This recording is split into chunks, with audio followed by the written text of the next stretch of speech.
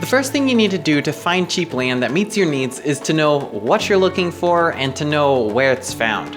It's almost not possible nowadays to find the perfect piece of property right next door, so it should be noted that if you want it cheap, you're probably gonna have to compromise on a lot of things. When you feel you have a good idea on locations, ask yourself a few questions similar to the ones on screen now. Now, this isn't an exhaustive list of questions, of course, but it can really help you to begin to narrow your search further, as well as give you an idea on what compromises you're willing to make for your land.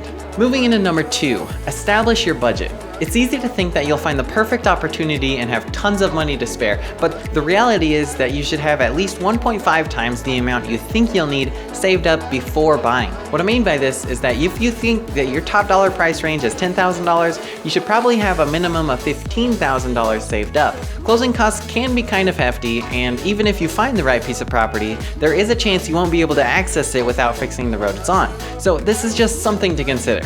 Now, with your foundation set, number 3 is to set up some online accounts. Using your ideal locations, find out what the average price per acre is in the area that you've selected, and if it matches your budget, go to a few online websites such as Land Flip and Land and Farm and set up an account. I personally prefer Land Flip because it has this really cool map feature that you can use to more easily find what you're looking for under that set criteria. That being said, a lot of the cheap, good land online gets sold almost as soon as it goes up, so you probably won't find anything good, but you will find some realtors in the area. And that leads us directly to number 4. Call the realtors in the area you want.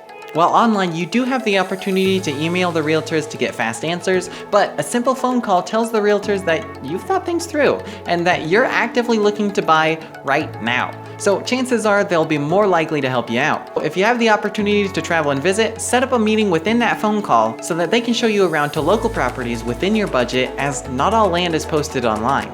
Remember that almost all realtors will try to upsell you or try to get you to consider properties outside of your price range, so when they're showing you around, don't feel pressured to make any offer or bids, and don't feel like you have to act right now. People easily make poor choices under pressure, and you don't want to fall victim to that.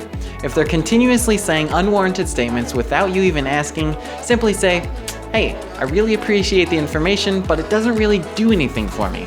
Would you mind if I ask you some questions about the area?" And then use a list of questions similar to the one prior.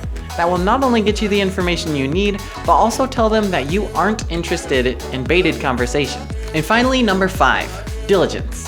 COVID made a lot of people want to move to the country and start homesteading, so you'll have a lot of competition trying to find your ideal. But it's important to stay constant and look for new property every day. When I was looking, I made it a goal to set aside 20 minutes every day where I would check the latest properties posted online in my price range and then call one realtor. Now, from personal experience, I would not recommend calling after 6 p.m. and I would also not recommend calling on a Sunday, as they either won't answer or they might be a little pushy. So just to sum up what I've said prior, you want to know what you need and where to find it. You need to establish your budget, set up some online accounts, call some realtors, and be diligent in all of the above.